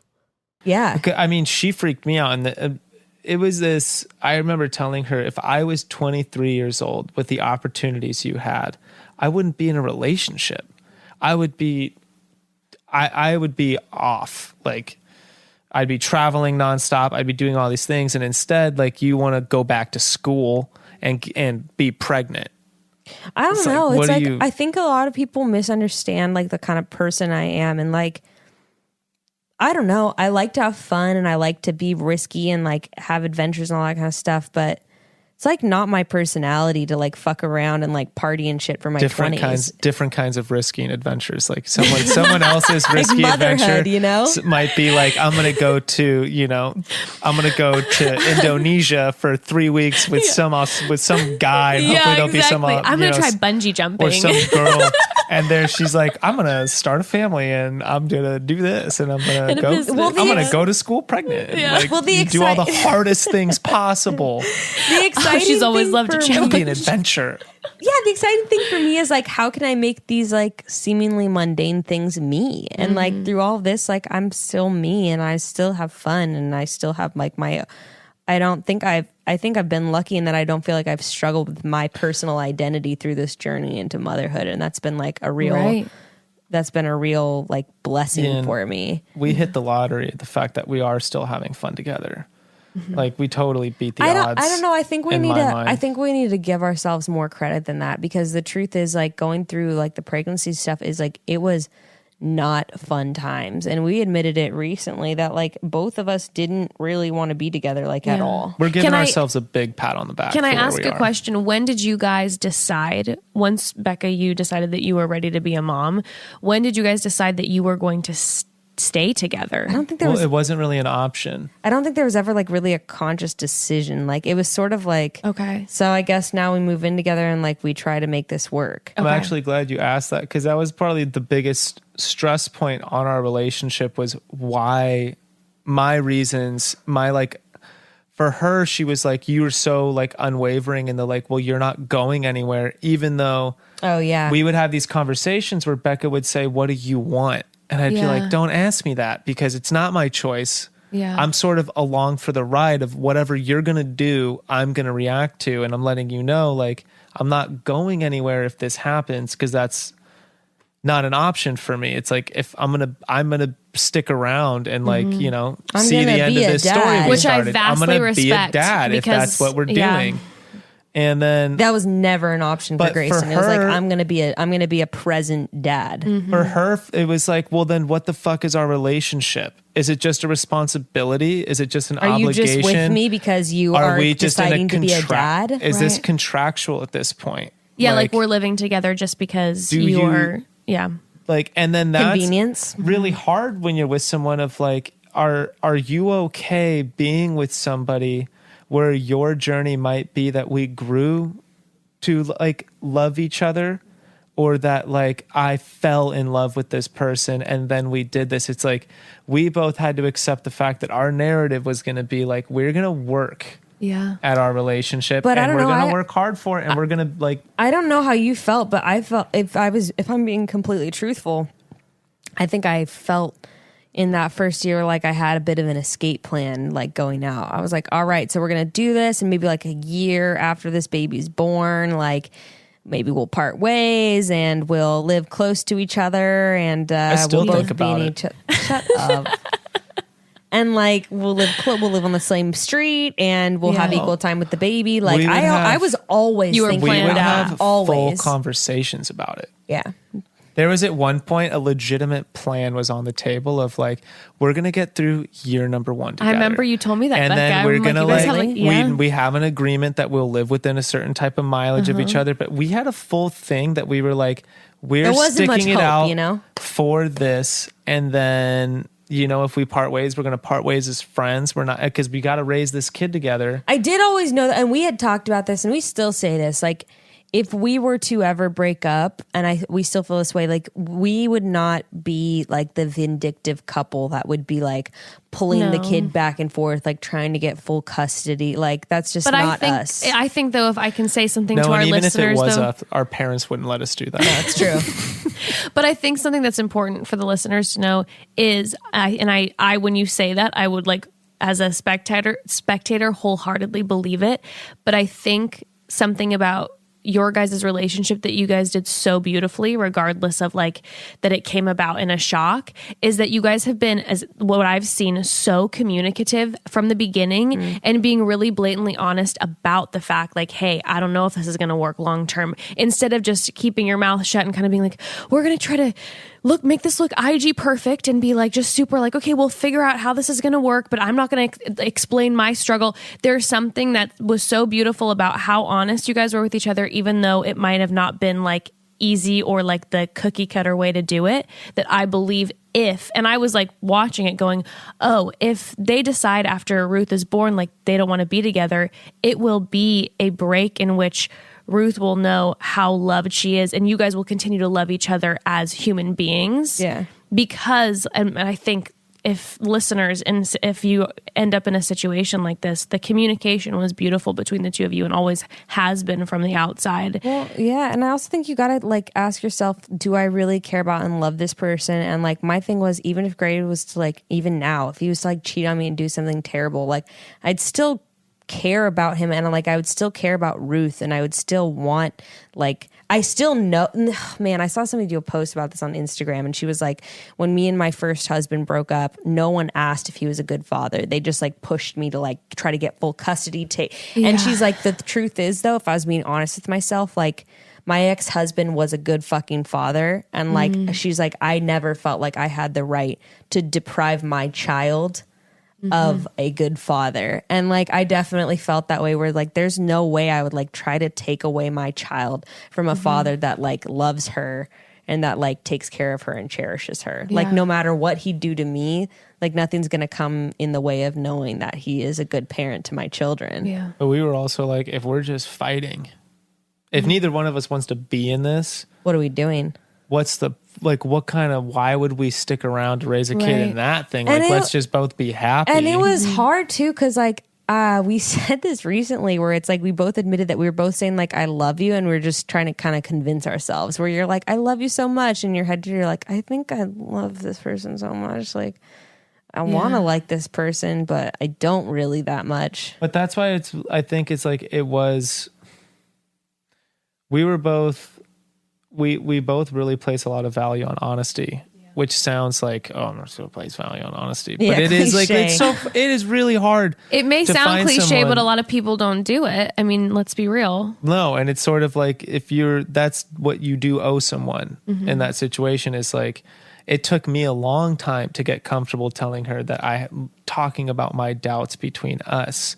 But then only once we do is it sort of like, wow, I'm really happy I got to put that out there. And then we actually have something. Yeah, I mean, there was like there's certain things something, it becomes, there's a physical thing there, even if it's just words. It's like, oh, wow, we can actually, now we can deal with this. Yeah. At least now it's out. Like when you were able to verbalize to me, like, I don't want to like be intimate in multiple ways with you because I'm angry. I've been angry at you. Like that means to hear somebody admit something and like, it is powerful and it actually helps. Like as much as you think it's going to be worse, it actually like, you know what's going on. Right. It may be hard in the moment, but like it takes the guesswork out, which is where so much of the anxiety in a relationship is. And I feel like that festers bitterness too, is when you're just stuffing stuff instead of 100% verbalizing And there it. was a lot of working through that of like unpacking what's actually going on. And it's not fun. Were you guys... Again, backbone of our relationship, we get stronger each time we tell each other that I don't want to be with you. And then I hear that and I say, oh really? Because watch how I good shine. I am. Watch how I shine. Watch me glow right now, bitch, because you're never going to find another. I'm going to make you breakfast tomorrow and do the dishes. Fine. Yeah. Go find that. Watch this. And I'll tell her and then she'll be like, fine, prove it. All right. yeah, challenge accepted. Challenge accepted. So I want to know if there was a moment, maybe before Ruth was born, or was it after Ruth, where you guys kind of had this moment? Because I know something shifted, where it maybe went from a lot of not knowing, where we got positive and we were like, oh, we love each other and it's great. Yeah, or the journey to that, or whatever. Well, I honestly did underestimate, and again, I'm being 100% serious. I underestimated the pregnancy hormone aspect of it as well. Yeah. Because now going into the second pregnancy, I recognize some of the little things that happen in me where I go, oh, this isn't normal Bekah. This is pregnant Bekah coming out. Like the other day when Grayston was chewing next to me and I was like, you're like, stop. You're just chewing is disgusting. You're repulsive, And like that came out the other day and I was like, oh, this is pregnant Bekah. Like this is not actually how I feel towards Grayston, This is pregnant Bekah. And the hormones are real. So when you're getting to know someone while being pregnant, you got to realize that the majority of the pregnant, I was like, I am repulsed by this person. And like, I cannot ever picture spending the rest of my life with this person, much less another year, like I know when I was pregnant the last few months, like I didn't want Evan anywhere near me, and I adore him. I did not want him near me. She would say stuff like, oh no, what did I the say? sight of you. It's nothing that you are doing, but your presence right now is invasive. And she would be like, I don't remember saying that, but that sounds right. She would That's how just it be felt. like, I don't want to see you right now. I would have just gotten home. It was like, there were moments. And then I'd be like, I'm horny, I want to have sex. And then after I'd cry and I'd be like, that wasn't intimate and you were just using me. And like, just, it's hormone bullshit. Now it's all I'm over like- the place. Now she's literally like, your chewing bothers me. I'm like, go in the other fucking room then. Because and then I'm eating dinner at the dinner table and I'm not going somewhere else. So like, pack your pregnant ass up and go in the bedroom. But imagine like not knowing someone and thinking that this is actually how you feel towards this person. Oh, do you know what I mean? Well, because that's the thing. So when I was pregnant, Evan and I, she's we've been together for so long. Get me a cup of water. No, I when hate how Evan- you smell, but get me some water. I hate how you smell. No, and Evan and I had been together for many years. So when those hormones started to creep in, I would have those moments of like, is this who I am now? Do I hate him now? But there'd be the realization of, no, this is the person I love. It years has together, to be. yeah. If I didn't have that foundation, no, you start to really think like, this is how I feel about this person. Of course. This is terrible. So, so once you had Ruth, did that like shift for you? It's really hard to pinpoint it. I mean, there was a lot of shifts. Like, to be honest, I think the final biggest shift for me personally was when we moved into this new house in Long Beach. And it was sort of this like symbolic shift. Like, we left behind our first place we had been in together that had a lot of beautiful memories with Ruth, but also a lot of painful arguments, fights. Like, I don't even know if we've like hardly even had a fight in the new house. And it's like, there's some desecrate it. knock on wood. As soon as you guys start arguing, you gotta like go for a drive and go somewhere else. Fight outside. Yeah. The neighbors are like, my God. It's bad at fighting energy in this house. But like that shift of being like, okay, like stepping into a new chapter was really for me like the final release of like letting go of a lot of the shit that we had carried through our relationship. So I felt for me like that was like the final shift into like, we're in a good place. Yeah. We're finally like in a good place where I'm like in a good, confident place. We also set up stuff where we acknowledged that together, where we were like, fuck, like we're doing pretty good as far as like supporting each other, but like we haven't gone on dates. We haven't gone to have fun with each other in a while, and we need to start making time to date again rather than just navigate life together. Because it's a cliche like date your husband or whatever, but it's like we really didn't get a chance to date. At that point you're like no. You literally are just going through like emotions, the responsibilities of life together, right. And that can be really tiring, and you're like, wow, I just want to come home and just relax. And it's like, yeah, that's nice, but then it gets like, what are we doing? Like, this is this person who you're supposed to be having all this fun with. You're supposed to be doing these things, not just like wading through like life's, speed bumps or like the rapids. It's like we're on some level 5s right now, and we need to get through the shitty part of the river. Yeah. And like, where are we going to have some fun? And so we were like, okay, Friday nights, we're going to start going out to restaurants. We made like a game plan on going to one nice restaurant a month. So we could be like, that's our $75 a person. Like, we're going to go crazy. And then we'd be like, here's our neighborhood, like $15 dinner, like date night spot where we just go have fun, have a couple drinks, then go home. And like, remember that like we actually are friends, and like I want to laugh and smile and be with you. I felt like there was a personal shift for me though too, where I had to let go of, I had been almost like tallying in my head all these different ways that Grayston bugged me or like annoyed me and things that he wasn't. Guarantee you they're written down in her journal. It probably. And like all these things that Grayston wasn't. Yeah. And I made a shift. I don't know how, but I'm being serious. Like I made a shift into like, oh wait, I'm going to start seeing this person like for who he actually is. And when I started doing that, then things got like so much more fun, which is like, duh, when you can just start like enjoying the person who's right in front of you instead of worrying about who you're not with. It's way better. So there's been so much growth between the two of us. But for me, one big thing was like, we're sort of on this, I keep using these metaphors, but like the ride you can't get off. And it's like, you can go through instances of life like that. Again, it's a cliche. Like you can go through it kicking and screaming, or you just like, go with the current and be like, flow, like this is awesome. Like we have this young family together. We're both doing our own thing. We're both supportive of each other doing our own thing. Like, what the fuck more do you want? Like, why? At a certain point, you're just like, this is cool. Yeah. Well, we both started getting in our own flow too. And that's another thing that really helped is you were getting towards the end of the project and getting towards opening the business.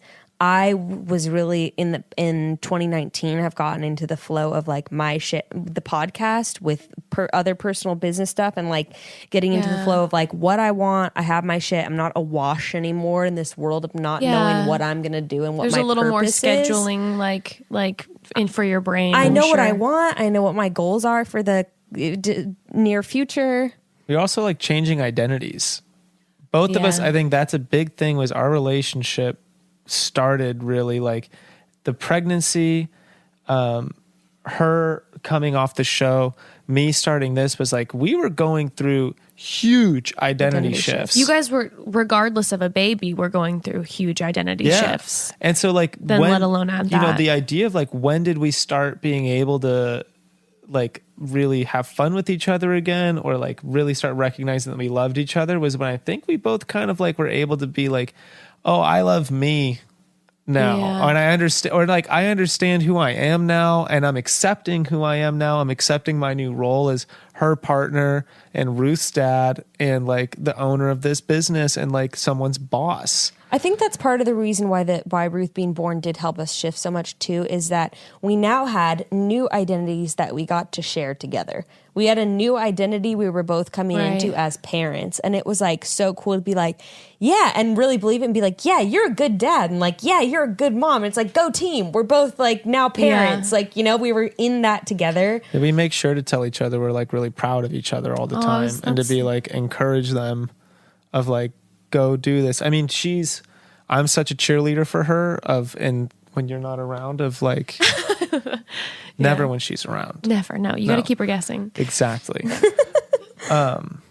Is he about she's to like leave she's an inspiration for me as I go through my own things. And it's like, when we recognize that, if you're lucky enough to have that in the person you're dating, which like, I hope the person, whoever you are, listener, that you're in a relationship with inspires you, that's like, it's a very calming feeling to know you're in the right place if you're getting that from someone. True. It's beautiful. That's so real. And to be like, oh, I want to be like you in these different ways. Like, oh, I want to be like you in these different ways. It's like that. That's cool. And to acknowledge that. And that's science. That is science. Illuminati. No, but for reals, for me to be like, oh man, like the way you're so organized and the way you tackle challenges like as they come at you instead of putting them off for 3 months until you absolutely have to at the end. Like that's the way Gray is. And I'm just like, oh, that's so cool. And Gray's like, damn, like when I was 24, like there's no way I'd be doing that shit. And you're like accomplishing so much and like, you know what you want. And it's like cool to recognize that in each other. At 24 is very different human being. I understand this. I'm very, very glad that I did not have a podcast at 24. I'm so glad I did knock someone up at 24. Oh, jeez. But now you guys are on this whole different... Yes, my new baby. I sort of even forgot about that. Now I almost spilled the beans. You know what, though? The thing is, Yeah, you did. with both Grayston and I's personality, I think, honestly, it needed to be this way. No. It's like we could have done it a little more simply, but it's fine. It's fine. At this point, it's like, it's easy. It was much easier to accept that she's pregnant again than pregnant for the first time. No, I don't mean for the second baby. I'm just talking about like becoming parents and like committing to someone in that way.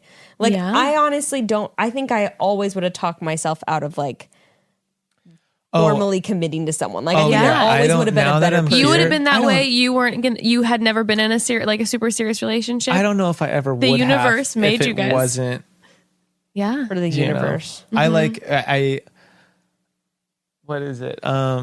Inception in this way of like, I would have needed to trap myself. Yeah. Otherwise I probably would have like found some way to I would have just come up with an excuse. And now we're fully trapped, but it's good. Now you're fully trapped. I mean, the thing is, we both like the place that we're at, and we are both excited about the future too. Where we're like, "Ooh, where can we move to next? Like, where syndrome? We're like, where can we travel next? Like, what can we do? I don't know. It's like fun because we're at a place where like we have the commitments of children and all that kind of stuff, but also we're both in the same place of like the sky's the limit. Like, where can we go? Where can we move? What can we do? The energy is so different. Plus, yeah. I mean, like depending on the kind of school they go to, also we can have all the freedom that we want. Sure, boarding school. Very true. In England, send them away. And it's like we'll have our lives back. There. Yeah, it's like they were never there for 9 months out of the year, 9 glorious months. You know what's so interesting though that I'm thinking about now having a 4-year-old is that like you guys in a couple years are going to be in a spot where you will be having more opportunity to have date nights. That'll be I feel like that is like such a cool spin almost on how you guys are going to like become more intimate that way, where it's like when you guys are going to have the ability to maybe go on vacations more alone, have date nights more alone, you'll have this crazy foundation and camaraderie already. I mean, I have a lot of you know what I mean? One of the things I tease her about is when I'm going to go on vacations alone. But we I I mean, like, honestly, I have a lot of like faith in our relationship because we just went through so much shit where I like really didn't think it was going to work. And then now it's working. And it's sort of like, oh, well, that's like a testament to like the stuff we can make it through together. And so I feel pretty unfazed. Yeah, when you guys are like having an argument about like who didn't do the dishes or whatever, and it's kind of like, well, what about like what you guys have been doing the past? Who didn't do the dishes? Yeah, that's true. But Who will not? But we don't like I don't know. We got so much of our fighting out the first year. Like our fights are just like so little now. Like they're so small. I don't have time. Okay. But like No, but it's true. Once you have a kid, you're a little bit like, I mean, we don't have time. And look at what you guys did already together in this whirlwind that you were in, and you guys accomplished it. So there's like this massive, I don't know, I would imagine there's this massive confidence kind of like, I know I can do going this. into number 2 right now is so breezy. Jokes aside, it's much simpler. Like just knowing what to expect from her emotionally as she navigates being pregnant, and how like, which is already like so much better. Like the fact I'm like through my first trimester, and it's like, and you're able to talk about it. But on Ember turning 4, that's the stuff I'm now anxious about. Is like babies are easy because babies are just babies. So fun when they're like, Ember is a force and a personality all her own. But it's so fun. She's also and she unique, voices so it. You know. Oh, but totally. But you never know. I think the thing is, she children. has a voice and she can walk and like open doors and stuff like that. And that but you know what? She can also stay at. You know what, Grayston? She can also stay at grandma's for the week when she's that age. That's the thing. When Evan and I feel like we're about to literally just like pass away from the exhaustion of being like, this is too much, and she's asking too many questions, and we haven't had a moment together that we're not like just fixated on her. She's of this age where we can be like, hey, guess what? We got to go away for 2 nights. And we'll go away for 2 nights, and you seal that bond in, and then you go back into it and you're like, this is great. Mm-hmm. It's just, it allows for more freedom for sure. Even though it's a whole different ball game, you don't feel, and then also when there's a child that can voice what they want, there's honestly less stress, in my opinion, than having an infant and you're trying to figure out what the problem is versus a kid being like, this is what I'm upset about, you know, whatever. So, okay, first of all, thank you guys for being open and honest and sharing all this. We appreciate you. Thanks. So can we get into some questions? Mm-hmm. Yes. Some of the broads sent some questions that I'm excited to dive into. So also, I just want to say, like, having the second baby, I don't know, it's just like really exciting because we get to do it all over and like it's fun now. Yeah. Like Gray gets to be like, I love you, baby. This is so fun. You know, it's just like different. Mm-hmm. And also just like I'm excited for the birth. Like the first time it was kind of me and my mom. And like I know Gray's probably going to make some snarky joke about how he doesn't want to be there and he'll be at the bar. But like we'll get to like, well, I don't know. We get to like do that together. And it's like, and then you have let me just Ruth, and you're going to be introducing your daughter to the little one, and it's like, yeah, it's some powerful stuff. What were you gonna say, Grayston? The idea of I'm excited about the birth. Yeah, that's a new concept. Huh? Yeah, there's like somewhat of an edited memory, I think, of what the birth experience is like. It's like it is a lot to see like a natural childbirth. Mm-hmm. And she's excited about it. Oh, we yeah. get to do it at home, like Lord she's so willing. excited. Just YouTube videos. Oh, no, she's she is genuinely excited. And that kind of blows my mind. I know. It's so cool. It's a walk through the fire, you know? I live for a challenge. All right. Let's do this. Yeah. Okay. Hey, broads. My name is Sarah. I'm from Alabama. Roll Tide. And, first of all, I love y'all's podcast. I wake up every Tuesday and Thursday and like hit play on y'all's podcast before I even get out of bed. I'm so here for it. Obsessed with y'all. All right. So my question for Grayston and Bekah is, what personality traits of your partners do you guys see in Ruth? And what personality traits of your partners would you choose to pass down to your next baby? Thank you, and stay chatty. Bye. Why is that like making me I know, tear Becca. up right now? Sarah, Becca's literally crying. Emotional thinking about Gray's eyes are a little glassy. That's such a sweet question. It's so sweet. We're Becca's both fully literally crying. You guys are sobbing over literally here. crying. Oh my goodness. Why? Well, okay, now, great, well, cool. Now I think it's a cry train. I see Becca's stubbornness in Ruth. Do you? Mm-hmm. Cute. Like if you take something away from her, the look on her eyebrows. she's like, There's this like confused I see anger. The little squint, yeah. I see like Ruth has like this ability to like connect with people right away in the way that Gray does, where she's like, this girl, like I swear from straight out the womb, she was like ready to make friends with everyone she meets. She's like, hey, hi, how are you? Like, let's get coffee sometime. Like she is so stoked on like meeting people and like connecting with people. And that makes me think of Grayston, I think, because he's like that, where he's just like yeah, let's like great.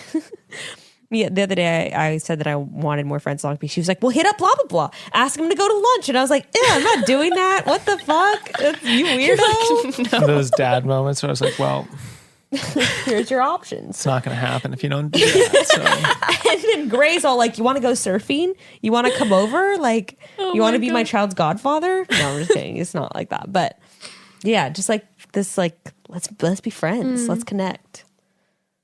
That's and so then sweet. what would we pass down to the next baby?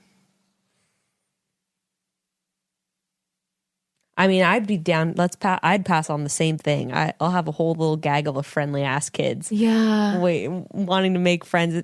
Yeah, because like something I've always admired, like something I've always wanted, that's been important for me to be with, and Grayston is no exception, is someone that's like doesn't care who the fuck you are, like doesn't care how much money you make, doesn't care like what you look like, anything. They're just like, yeah, I'll be your friend. Like, why the fuck not? Like, more friends, the better, you know? And like, that's just such a good quality, instead of like so many people, especially like in this city we live in, are like trying to figure out how they can get to the next step and who can get them there and what these friendships, how these friendships can benefit them, instead of just being like, I just want to be your friend because like, there's why the not? purity. Yes. And and so that's what I would pass on.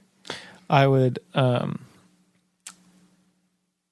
Becca's smarter than me. So I would rather that get passed through. How am I smarter? You've graduated college. Becca's beaming. She's a much better student than I ever was. Come on, that's what you would pass on to your kid, is like them being a good student like me.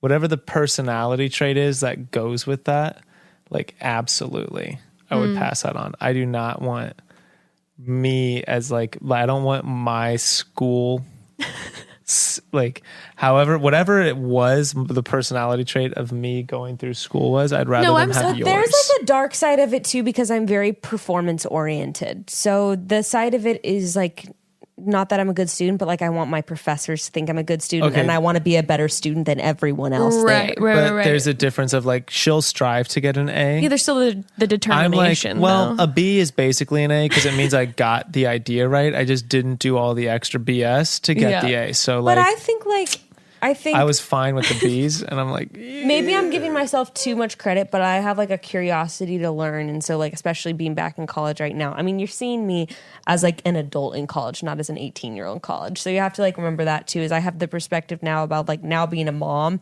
and this is like my free time. So when I'm in school, you're enjoying it. I'm like, what's the assigned reading? What can I get out of this? You know, I'm like taking advantage of my education in a way that like I was not doing as a 19 or 20-year-old. So there's that too. But like, I feel like I do have a curiosity for learning, and like I want to. You're the same way though. You're like a reader, and anyway. I like that question though. Kind, intelligent babies. Yes. Kind, intelligent, stubborn babies. Oh, all right. This is kind of fun. I'm ready. All right. Hey broads, this is Drea Peace Love from Northern California, and this question is for Bekah and Grayston, specifically Grayston. I wanted to know whether you listen to Bekah's podcast and what you think about her crazy stories or crazy sexcapades, whether you get jealous or if it makes you feel weird, or do you guys talk about that beforehand? But just how do you handle, I guess, just hearing all her crazy stories? Love you, Bekah. Love you, Jess. Chat soon. Grayston's like, First what? off, they're both laughing way too hard. I listened to a handful of the podcasts when they first came out. Like, probably, I honestly haven't listened past when you guys had Rob Bell on. Yeah, he listened to that episode. And there was not a whole lot of sexcapading going on. We didn't talk with Rob about all of our explicit sex stories. Well, there was another. I don't think Grayston has any idea what we talk about on this podcast. Well, there was a few people actually sent in questions that were basically just saying, does it bother you that Bekah's open about her sex life on the podcast? Which, do I talk about our sex life that much? Don't look at me. no, like your sex life. Okay, Like, but I'm just asking you. Like, do I talk about Grayson's sex life? No.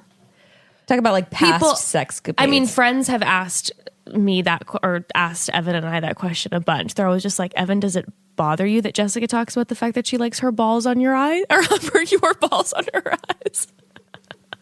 You got me there for a second. It's true. People, I still don't understand it, but I'm willing to accept that, which I do not understand. So, how do you feel about that? Now, knowing that. So it's not just Bekah talking about it.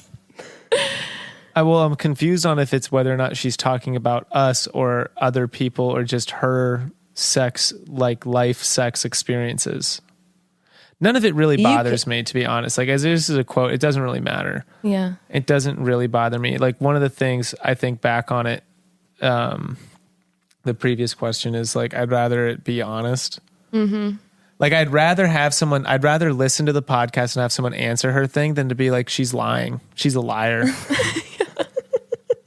Grayson's like, that shit is not what I'd goes rather down. be like, if it's embarrassing, I'd be like, well, yeah. You don't talk about your guys'. Well, we had it's literally just more like open. At Thanksgiving, we had my family. We were playing, what the hell game was it we were playing with my family? Oh my God. We were playing the one where everyone has to answer and you have to guess whose answer it was. Oh God, what is it? You know what I'm It's a talking really about? fun game. Yeah. But there was one question where it was like, if someone were to like have a perspective into like your personal moments, like what embarrassing fact about you would they find out?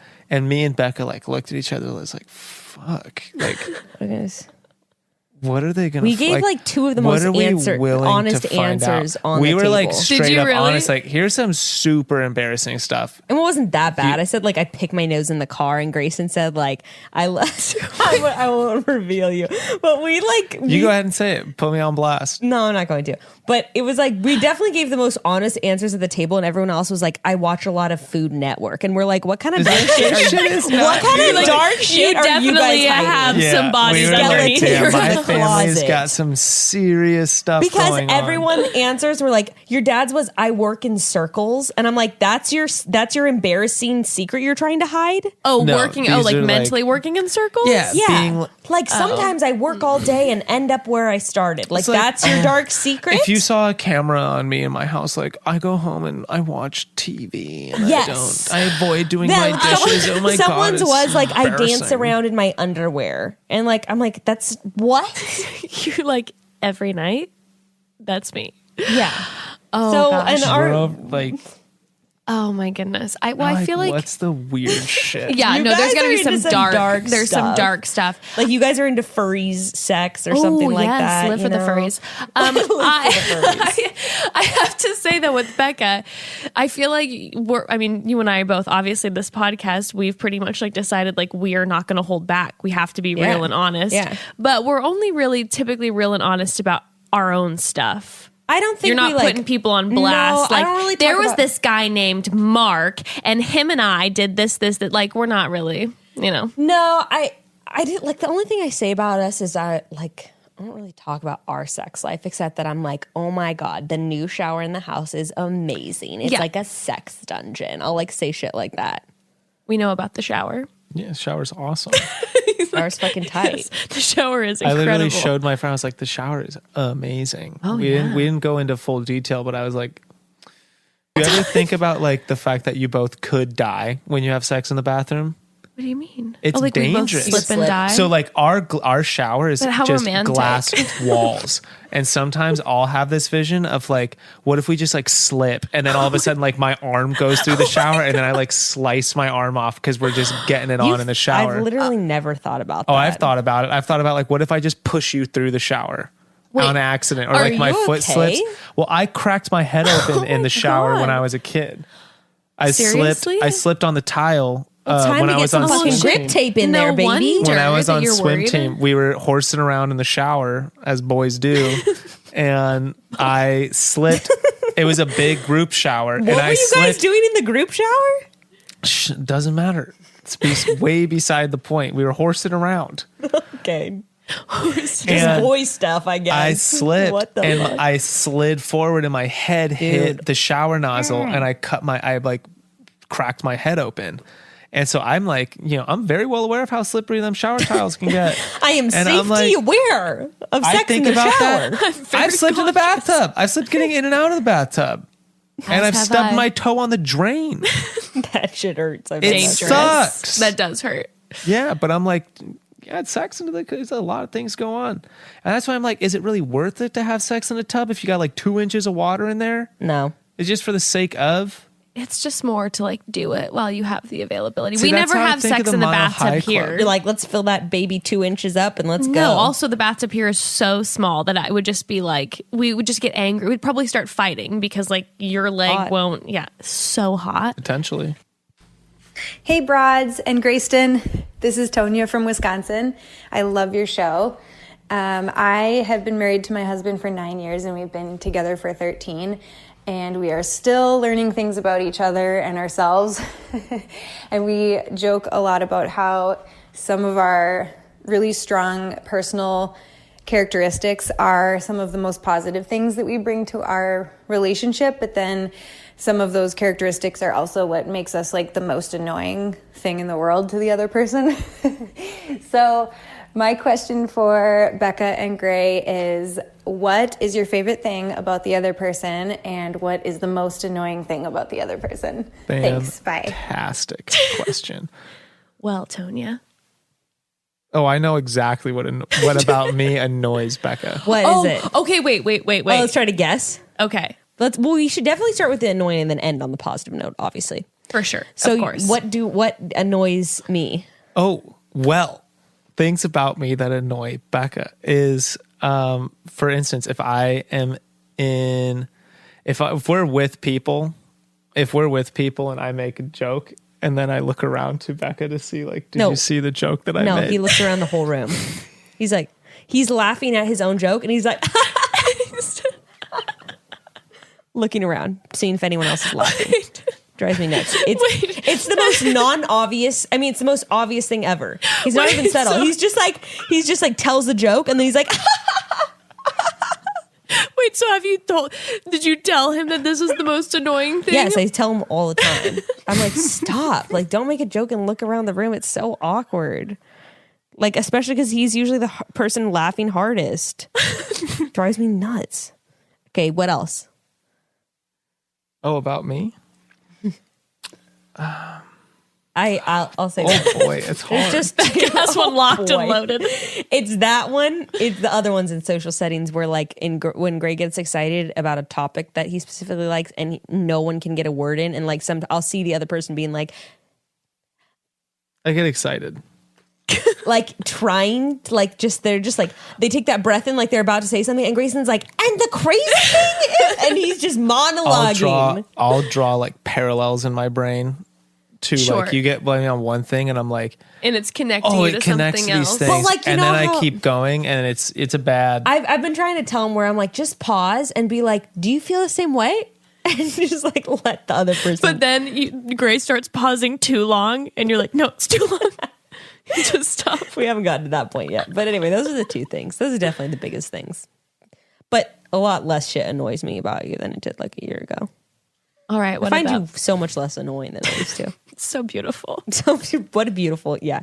Okay, and then what I think annoys you about me, I would definitely, one of them is like sort of I'm sort of like at times a nutty professor type where I'm like sort of leaving little disasters in my wake and just kind of like. Do you mean Bekah doesn't physically? Okay. Bekah does not clean up after herself. Okay. But at the same time, I clean up like after the household quite frequently. So it's like kind of this weird thing, but like also, I'll give you an example. Like I cut the tags off things and I just like leave the tags on the floor. Yeah, that's a small one. I don't know why I picture you like cutting them and just like throwing them in the air and just taking off. The dishes thing earlier is like very real. Bekah will just eat food and then just get up and leave. Oh, like leave the plate at the table or wherever you were eating No it. effort. Okay. No effort made to putting it away. Or like if I'm doing a project with hot glue, for instance, like this. Okay, my mom, as like I was like in high school, and she banned me from using super glue and hot glue because I would just make so many messes. This is the other one is she will leave every single light in the house on and then go to bed. And on her way to bed, she'll go, "Can you turn off all those lights?" And she'll leave the room that she has the light on in. And then it's like, well, I'm obviously not going in that room. So just turn it off. Like you were right there. You just walked past it. Why don't you turn it off? Just do or this like every night we're in bed is like, did you lock the front door? And I'm like, why don't you for once just lock the damn door before you go to bed? Oh, bitch, the door would never be locked without me. Oh, are you a door locker? Now I am. I But was she not asks, before. She only asks. Before I was like, She leave all the only windows asks when we're both in bed. Of course, as soon as you get cozy, I do the As same soon thing. as you get I'm in. like this. I'm like, baby. I'm worried. I always like, yes, no. At night, the minute I get in bed, I turn into a baby. I'm like nervous. Can I get like, I don't know, like Ruth Literally. in the other room? Like, can you please just lock the door? Oh, baby and then- voice. and I'm then like, it's can this. you get me a glass of water? Yes, but never in the same sentence. Oh, It's, as soon as you get the glass of "Can water, you lock- come back. Come back, get into bed. Can you lock the door? Can you do this? Can you do this? And it's like, why? I go full baby mode. Full baby. Like I am the baby. Yeah. I'm like, But I'm pregnant. Oh, that's such a fun excuse now to have. That was my most favorite part of being pregnant, is being like, oh, I'm pregnant. I remember Because you deserve it. One time I was like sleeping over at a boyfriend's house and I woke up in the middle of the night and I had like a flashback to when I was little. I guess I thought I was a child in that moment and I straight up said, "Daddy, can you get me a glass of water?" Oh, there's so many layers. I'm like, "Daddy, and it was like in baby voice too. Really? So weird. What did he say? And I like woke up halfway as I was saying it. He was like, "What?" He was like, I love you. He was like, "What?" And I was like, He "Wait, was like, whoa." that was his thing. that was his kink. God, that's so weird. I would not. But when I Would was it little, bother you if she called you daddy? It'd be weird. No, we call each other actually we call each other that a lot now. Well, Like, now we'll that be you like, no, I do that. I mean, yeah. Yeah, you're but we like, also "Hey, do daddy." it in like a weird Not sexual way. I was about to say not sexual. You call him daddy in a sexual way? No, it's not I'll like call I him and be call like, "Hey, him mommy." daddy. No, it's not like I call him daddy. We like do this weird like third person thing. Pardon what? Third like person. I'm not talking about just during sex. We'll be like, ew, it's really weird. We do baby talk. Like I don't know. Are you We'll be guys like, big baby talkers when you're No, alone? I'll be No. like, ooh, daddy wants some cheese in his scrambled eggs. Yeah, I'll be like, oh yeah, but we're talking like as But you're we're like- mom and dad. Be like, Yeah, but you're joking. Like, yeah, it's like but playful. kind of. But then also yes, we daddy say wants it a- coffee. And Grayston will be like, "Oh, does mommy want this?" That's what Grayston says to me. It's kind of weird now that I'm saying it out loud. Like we actually talk that way a lot. Where Gray will be like, "Oh, does mommy want this and this?" And I'm like, "Oh, does daddy want that and that?" And then Ew, will you be like, it's so yes, weird. mommy does? Ew. But you do it in this I'm way where getting, you like, know. really grossed out You do it in about a way where you myself. kind of know it's a joke, where it's like But there's the underlying you're pretending to sexuality. be the super cool kid. I What? understand that. I don't know what you're talking about. Maybe that's just in my head. That's how I think about the voice. Thing about me, if you can pick just one. Please don't limit yourself. Don't hold back. It's hard when you're put on blast.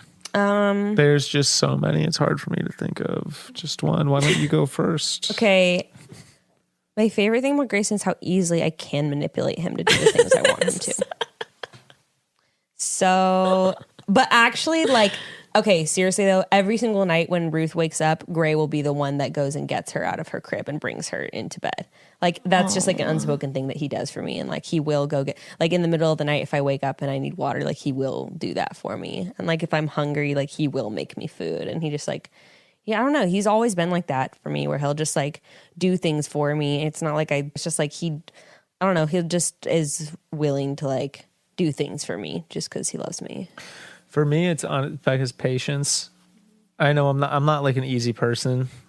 And the stuff I've been going through in life is not easy. And so like to have her patience while I navigate that, or to like just be patient with me while I figure things out, and to give me space to let me know. Like, for instance, I don't know, like I have one day off a week. Yeah. That's like really like dedicated family time, where it's not coming home in an evening, carrying a bunch of stuff, like carrying work with me. Right. And it's like, I want to go surf that morning. And she's like, good, do it. And like that, it's not the fact that she lets me, it's like the unspoken understanding of like, there is not going to be the like, but I want to do this or that. It's like, yeah, and it's not a trap. You don't do it and then there's no like that level of understanding and like acknowledgement. That's probably my favorite thing, because that's like a lot of things coming together. That's part of why we work. I think that's what we've really developed. Actually, I was just thinking like we've really developed and nurtured that into our relationship now, where it's like there's definitely, we've created a rhythm of give and take of like the things that like Gray will help me if I need to go get my eyelashes done for 2.5 hours and Gray's at work, he'll still be like, okay, that's okay. Drop off Ruth. And like, I can totally do that for you. And I'm like, okay, would I want to spend the morning like just chilling with you on a Saturday? Yeah. But like we do things for each other, 'cause like that's part of being in a relationship. So like you go surfing and like I get my eyelashes done on Thursday, and like it's now this unspoken rhythm of give and take. And like Gray does the dishes, and like he can trust that on most days, at least half the days, he'll come home to a house that's like fairly organized and not a disaster most of the time. You know, it's just like that instead of it being this like pull of like trying to get something from the other person, right, I'm just trying to there was a lot of that in the beginning, you know, or like I'm just going to try to get mine. It's a power struggle. Yeah. Power struggle. Well, that's beautiful. Yeah. There was a broad who asked, and I feel like I know what this answer is going to be, but someone needed to know. Lucy Baker needed to know, who's the better climber? Me. Do you agree? Right now, he definitely is. I thought it was going to be right now. During our entire relationship, I have been the better climber. Oh, not the the beginning? Yeah, I guess so. Beginning through to now and forever. Is that something? Whoa, bro. Chill out. Bekah holds on to this. Great, shut the fuck up. You're the one who says I'm this performance of climbing that I've never been witness to. Bitch, shut the fuck up. You've said yourself that. She is technically like the technical, like the body mechanics of the sport. She's better than me at. She's definitely like, as a technical climber, she's way more savvy. And like, I have witnessed that. But in terms of like strength, performance, in terms of climbing performance, when we've climbed together, I have climbed circles around her every time. Oh my God, shut the fuck up. Well, considering I've been pregnant for like 2 out of the 2 years we've been together. No, but it's been easy. We are different climbers. I will say that, because there's shit that I could do that you couldn't do when we were first together, when we were both climbing. She did this one climb called Bathtub. It's a V5 out in Red Rocks, and it's not an easy one at all. It's very it's very technical. That's the thing. It's not very strength heavy. She did it, and I did not. Oh, okay. Also on that same trip, remember the V6 on the other side that I flashed? That I don't know if you flashed it. I did. But Grayson said I couldn't flash it, and I did. Well, it was surprising. So there's a term in climbing called off the couch, which is no warm up. It's like, what can you do off the couch? Okay. It's not usually you always want to warm up, but this the joke is like, oh, like How can that you person's climb off like the couch? Yeah, without- V7 off the couch is like literally like no warm up. You get up, you're gonna do it. And we got to this spot and like, yeah, Bekah just walked up to a V6. It was the first climb and she just flashed it. And my friends were teasing me of like, oh, if you're going on a climbing trip with Bekah, like be ready. Like she might be stronger than you. And I was like, oh, shut the fuck up. Like, cause we tease each other. And then she did that. And I was like, oh crap. Like, That's kind of crazy. it's a good, It's so cool that you guys have that it's shit a big though grade together. outside to just walk up to and be like, yeah, like this girl's got straight up off the couch V6 outside. It's like, you know what you're doing. Not anymore. I'm off the couch V nothing. I'm on the couch, so It was for sure. I'm on the couch right now. I'm building up to my off the couch never moment. not on the couch. So But for real though, I actually just started personal training this past week, and so I'm rearing up to get off the couch, baby. After this baby, It was impressive and arousing. oh, I'm sure. Great gets turned on by strong girls. I will say that. Well, I bet. I mean, that's like. I mean, Well, you know how people say what like, you do. "Oh, muscles aren't feminine," and then Gray will be watching some chick on Instagram who's just like ripped out of her Cut. mind, sending it. dude, and he's girls like, who are "That's so muscular hot." are hot. I agree. It's very hot. Hell yeah. And watching them like crush something that you'd never be able to do as a guy is kind of Just like, crush a glass in between their thighs. yeah. Do you like that? Strong thighs. Do you Yeah, like? you like do you that? like You want me to that, crush your balls, daddy? Okay, let's go. Let's end this episode. Well, Gray, Bekah, thank you for being open and honest. Muzzle tough. For real, though, appreciate that. And I'm sure that a lot of our listeners are going to really appreciate the fact that you guys have been so vulnerable about your story. We'll And thanks be for always sharing releasing that our with marriage us. counseling book in the next year. You can check in. I am thrilled. It's called Dynamics of Power. Right, Broads. Well, chat soon. Chat soon, broads. Love y'all.